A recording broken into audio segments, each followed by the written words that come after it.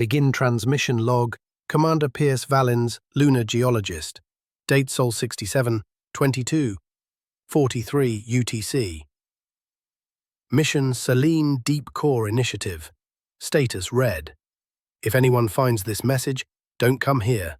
Don't dig. Don't touch the stone. God help us. I think we opened something that was never meant to wake up. We were 5 weeks into the excavation when we heard the sound, if you could call it that. A low-frequency pulse, deeper than human hearing, but strong enough to vibrate in your bones. Like a whale's song from beneath your feet. At first, we thought it was seismic activity. That's what I told the others anyway. But the moon doesn't rumble. The moon is dead. The operation had begun as a joint effort. NASA, ESA, JAXA, and a new private contractor called Vyrix Industries. They'd poured billions into this, digging under the Mare Tranquillitatis with the hope of accessing rare helium-3 deposits. My job as the lead geologist was to ensure structural integrity of the boreholes and analyze any anomalies in lunar strata. And anomalies were all we'd found since Sol 12. It started with impossible readings, rock layers arranged out of sequence, basalt deposits with organic residues, and finally a void we couldn't map. It was like sonar just stopped working, a black hole in the regolith. By Sol 48, we'd deployed drones down the primary shaft. That's when we first saw it, a chamber, carved, not formed. Hexagonal walls stretched out in all directions, impossibly smooth and too symmetrical to be natural. At the center of the chamber sat a monolith, a rectangular black slab, about 20 meters long, slightly tilted, and half buried in ancient dust. We called it the Great Table. Doesn't make any sense, murmured Dr. Lang, the structural engineer, staring at the live feed. Was it left here? Asked Chen, our drone operator. I mean, it looks like it's waiting. Waiting. That word stuck with me. We lowered a remote crawler into the chamber to take samples. That's when we confirmed it. The table wasn't made of any known element. It was immune to radiation, didn't reflect heat, and didn't register on EM scans. It cast no shadow under floodlights, like it was sucking in light. Maybe it's just an ancient meteorite, Lang offered one evening. But meteorites don't hum, and the closer we got, the louder the hum became. Not through the air, but inside us, inside our teeth, our skulls. That night, crewman Ortiz sliced open his palm with a chisel, completely catatonic. The final mistake came on Sol 59. Vyrix insisted we run a controlled detonation near the table to test its durability. I fought it. I screamed at them, said we hadn't run enough simulations, that it wasn't just rock down there. But corporate pressure won, as it always does. The shaped charge was placed 5 meters from the... No signal. No response from the crawler. We waited an hour, then 2. Then we heard it again. The pulse. Louder now. Faster. People started getting nosebleeds. Chen collapsed. Ortiz was muttering in Spanish, staring at the walls like they were moving. We sent a repair drone down the secondary shaft to check the damage. That's when we saw the crack, a jagged fissure across the table's surface, like a wound bleeding shadows. From within the crack, something shimmered, a kind of oil-slick light that shifted when you weren't looking directly at it. Like it was crawling in reverse through time, and then we saw the first bloom. Near the crack, on the chamber floor, a flower had grown, but not any flower I've ever seen. Bone-white petals curling in on themselves, a stem like braided muscle. And it was moving, shuddering slowly, as if breathing. The drone's camera began to glitch. Stuttering frames, screen tearing, and then a shape moved past.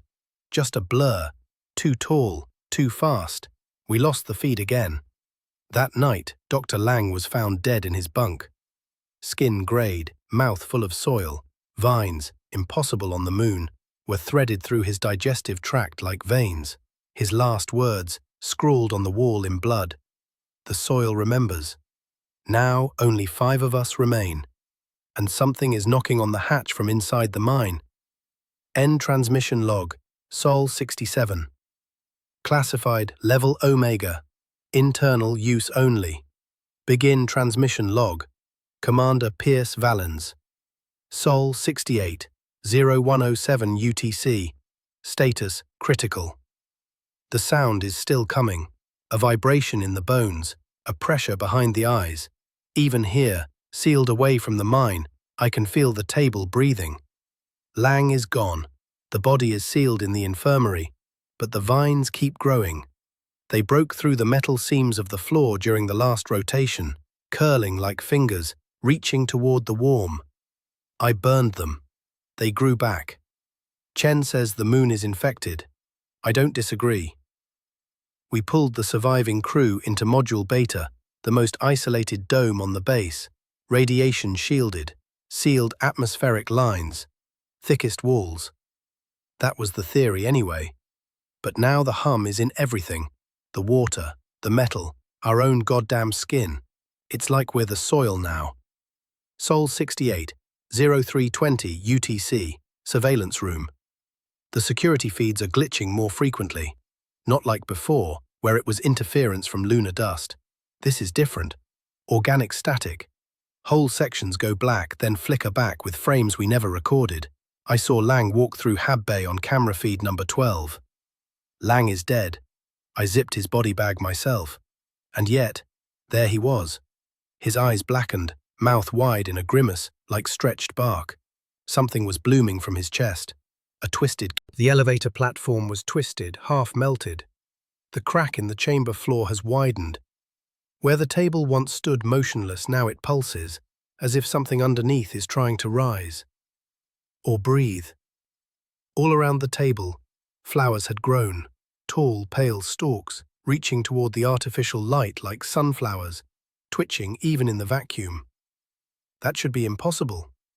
There's no atmosphere, no water, no life on the moon. And still I saw bees. Tiny glints of motion in the dark, wings of glass buzzing between the blooms. O'Connell saw them too. He whispered, "They're harvesting the dead."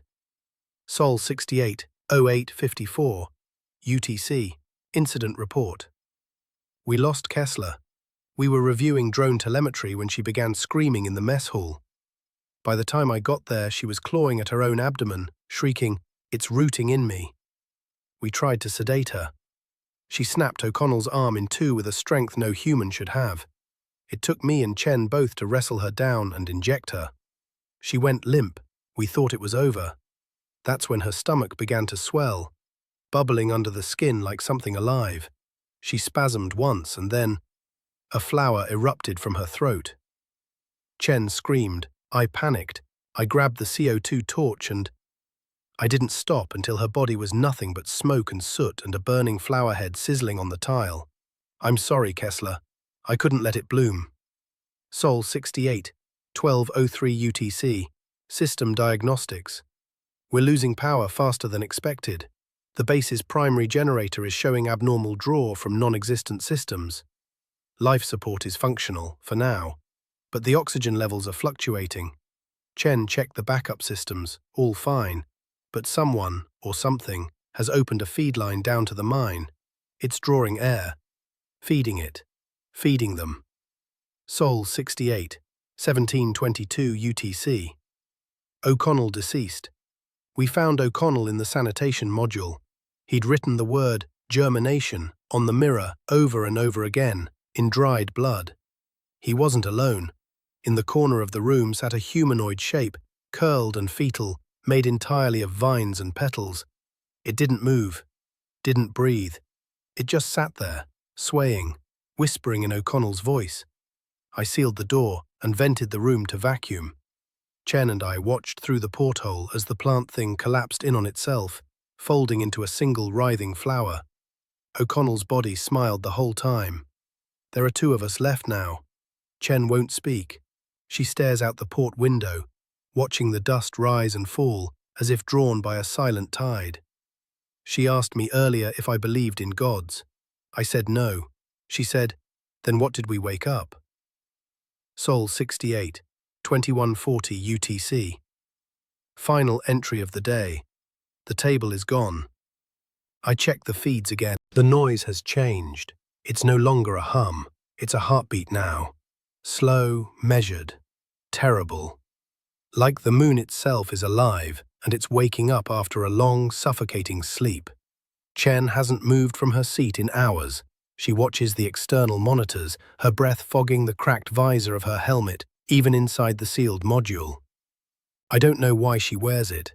Maybe she thinks it'll protect her. Maybe she's already infected and trying to delay it. She whispered something earlier. I didn't catch it at first, so I leaned closer. She said, "We are the fertilizer." Sol 69, 0312 UTC. Incident in Central Corridor. I woke to the emergency klaxons screaming. The pressure doors on Corridor B, leading back to the mining shaft, were open. That's impossible. The only way those doors open is from a direct manual override or a command from Central. Neither of us issued it. I sealed Chen in the upper lab and made my way down. The power flickered in and out as I crossed the corridor. Lights popping, cameras shorting. The air tasted metallic, like blood and ozone. And then I saw it. Lang. He was standing in the corridor, no suit, no helmet. His skin was waxy, half-translucent, crisscrossed with roots just under the surface. His eyes were pure black, not empty, full, brimming with something that looked back at me and recognized me. "Pierce," he said. His voice was wrong. Too many voices layered over his own, male, female, something else, a choir of rot. I raised my cutter torch. He didn't flinch. He just opened his arms and said, "It's growing perfectly. Can't you feel it?" Then he stepped back, into the wall. Not through a door, not through a breach, just disappeared. Swallowed into the writhing vines that were pulsing along the metal like veins. The plants let him in. Sol 69, 0445 UTC, System Corruption. The AI mainframe is failing. All automated functions have rerouted to some external loop I can't access. Every time I try to override the controls, I'm blocked by a new directive that wasn't in the system before. Protocol OX root, allow germination. No one programmed that. We're losing oxygen at an increasing rate. The tanks are still full, but the gas is vanishing, as if something is absorbing it, metabolizing it. I've shut every valve, sealed every duct, and still the readings drop. The bloom is breathing. Sol 69, 0700 UTC, Chen is gone. I should have known. I woke to silence. Her helmet was still fogged, her body still slumped in the chair. But she wasn't in there. The suit was empty, ripped open from the inside. I found a trail of blood and pollen leading to the outer hatch. It opened for her. Somehow the system let it open without authorization. Behind her, figures emerged from the dust, dozens of them. Maybe more, twisting shapes with too many limbs. Some walked upright, some slivered, some bloomed flowers where heads should be. One of them was dragging an IV pole. They came from the shaft, from the hole where the table once lay. I recognized Lang, Kessler, even O'Connell. They weren't human anymore. But they weren't dead either. Sol 69, 0934 UTC. Message to Earth, unsent. To Earth Command. This is Commander Pierce Valens, Selene Deep Core mission. Do not, repeat, do not send a retrieval crew. This is not an outbreak you can contain. It is not a virus. It is not an organism in the way we understand it. It is older than life, older than time. The table was not a structure. It was a seal, and we broke it. I've been working on a failsafe, an override built into the reactor housing. I found it buried in the original blueprints. The kind of thing they install for emergencies they never expect to happen. Total facility purge. All I have to do is reroute the coolant lines and flood the habitat with pure oxygen, then spark the ignition manually. It'll burn everything, the vines, the infected, the bloom, me. But I don't care anymore. I can't let this get off the moon. Not to the Earth, not to anywhere. They're trying to spread. I saw it in the soil readings, spores. Billions of them, so small they could pass through a needle's eye. And they're lifting now, riding the low gravity, floating upward, waiting for a launch vector. I found one of the communications satellites growing vines inside its dish. They're learning. They want to call home. Sol 69, 12:11 UTC. Final action pending. They're outside now, all of them. Waiting by the hatch. No banging, no aggression, just watching. The flowers on their bodies pulse in time with the heartbeat, with its heartbeat. The moon is not a rock. It is not dead. It is not our satellite. It's an incubator. End transmission log, Sol 69. Begin transmission log. Commander Pierce Valens. Sol 70, 04 UTC. Status: Omega, full contamination confirmed. I've stopped sleeping. Not just from fear, sleep is impossible now. The heartbeat never stops. It resonates through every surface of the station, subsonic, pulsing at steady intervals, too regular to be natural. And it's getting faster. I've barricaded myself in the upper reactor chamber. I welded the hatch shut, sealed every vent, smashed every relay port. It won't matter. They'll get in eventually. They always do. Because the base isn't just compromised, it's been reclaimed. Sol 70, 0130 UTC Reactor Diagnostics.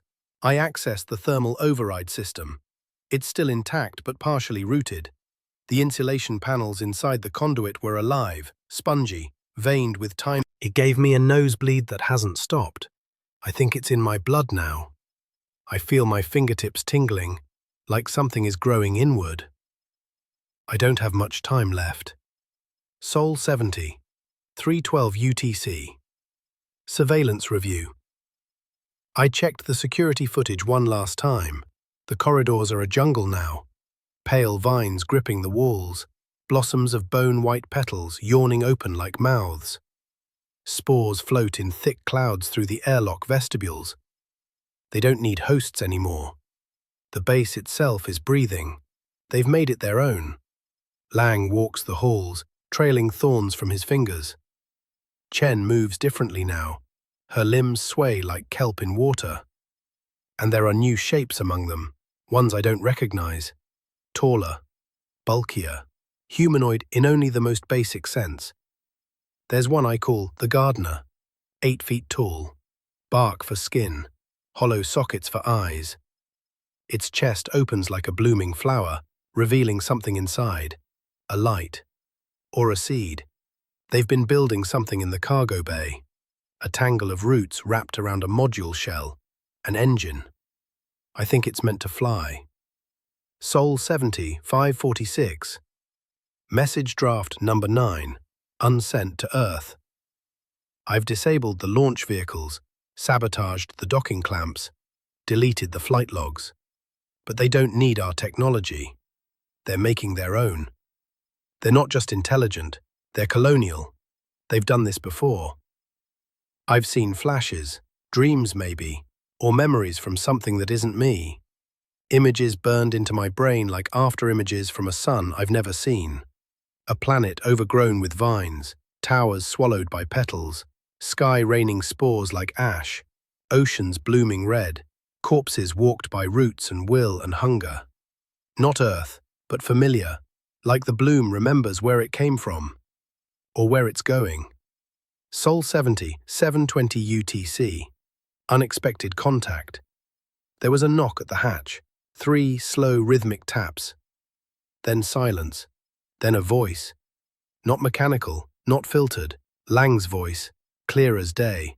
Pierce, you don't have to die alone. I didn't respond. He knocked again. The vines on the outer cameras writhed. He said, "We forgave you. Come see what you helped grow." Sol 70, 10:03, UTC. Engineering log. I'm rigging the oxygen lines now. There's a backup tank cluster in this section, highly pressurized. If I bypass the dampeners and open the feed to the heating coils, the chamber will flash ignite. A burst that should reach the lower decks. It won't destroy the mine, but it might set the bloom back, burn the spores, incinerate the vines. It's not enough, but it's what I have. I keep thinking about Kessler's last scream, about the flower in her throat, about how beautiful it looked. They call it the root core.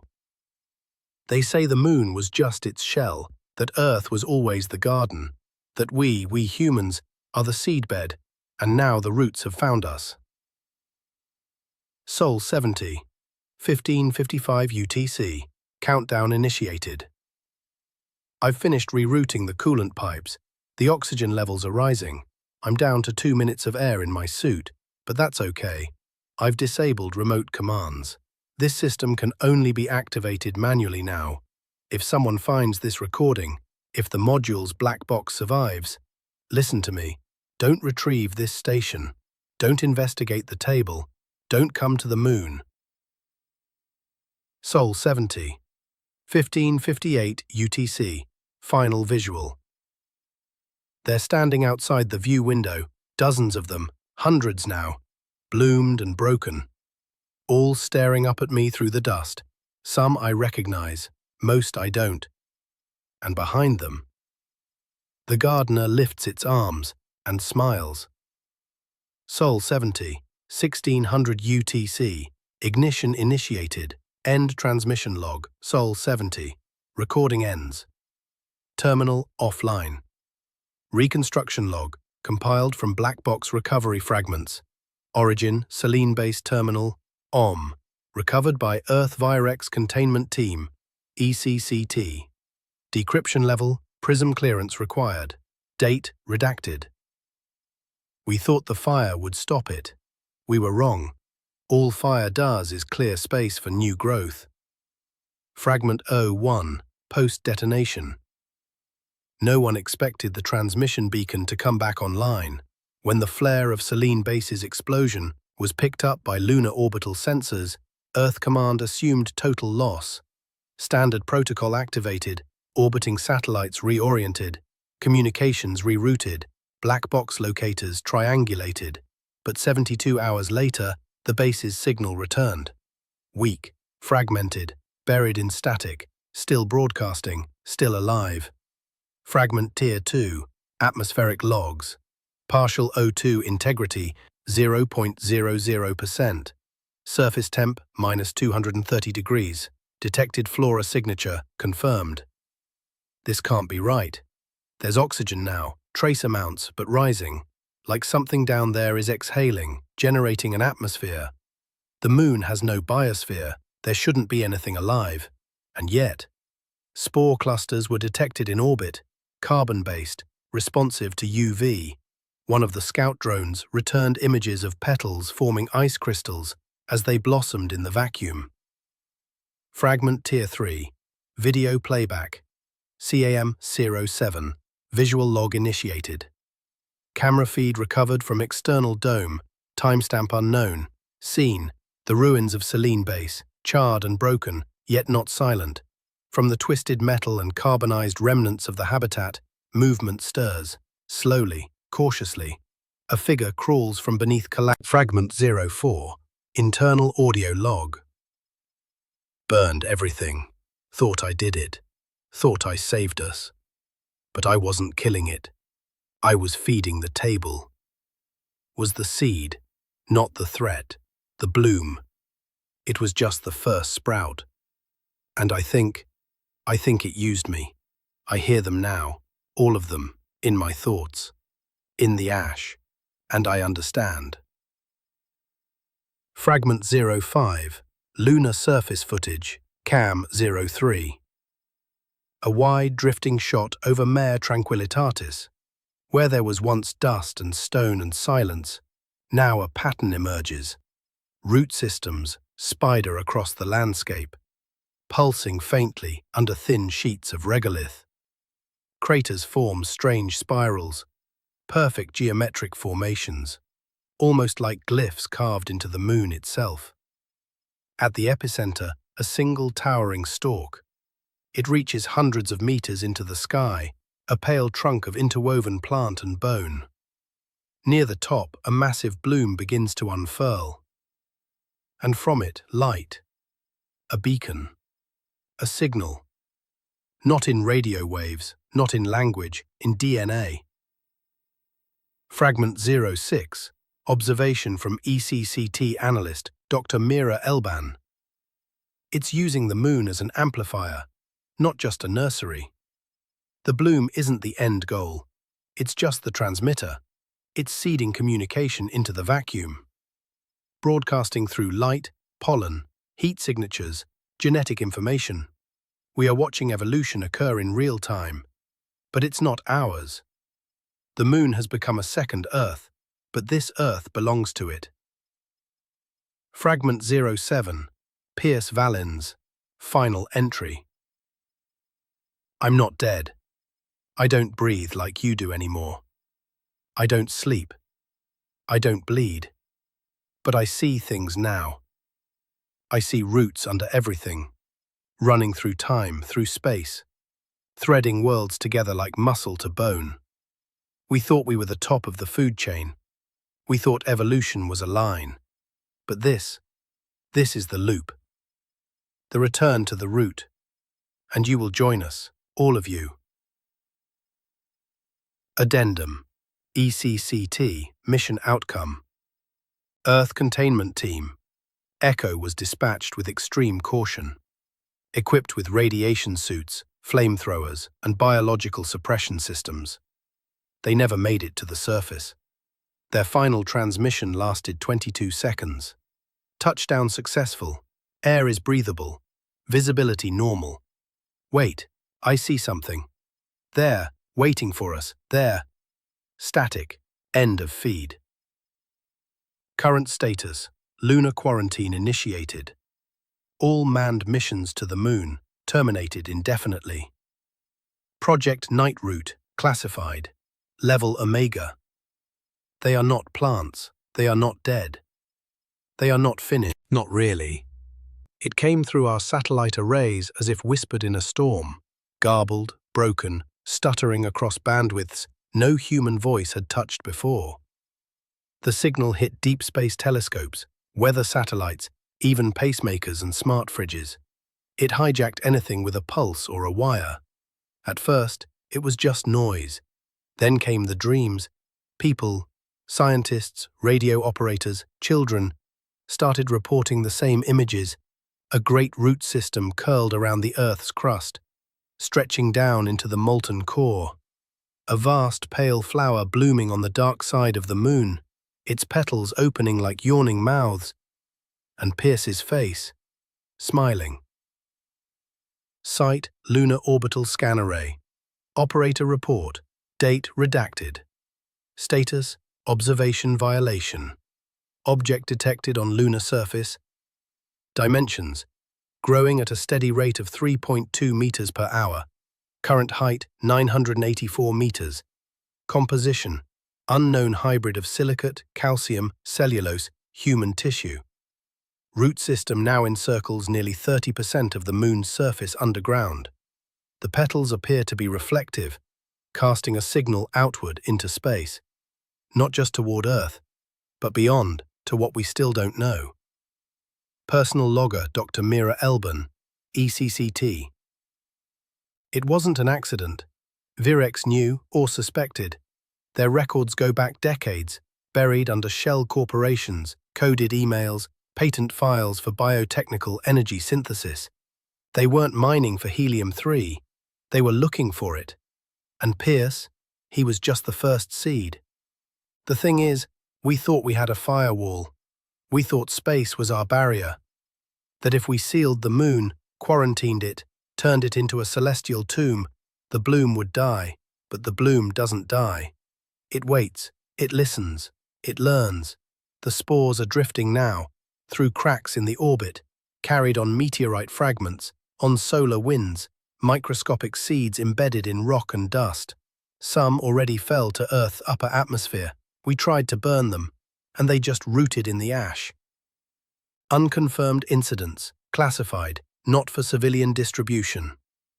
Alaska, USA. Botanists at a remote research outpost report new growth in permafrost containing human cellular structures. Patagonia, Argentina.